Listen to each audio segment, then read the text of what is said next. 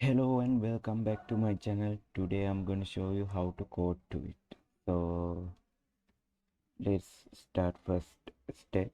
First step is select the tweet you want to quote by clicking on the retweet button.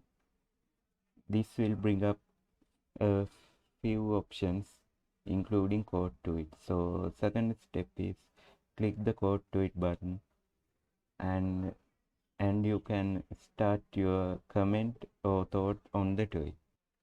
Make sure your comment short as possible since you only have limited number of characters available. So step 3 is for step 3 you should finish your comment, let's say funny, and step 3 is when you are done with your comment, hit the tweet button and your quote will be posted. So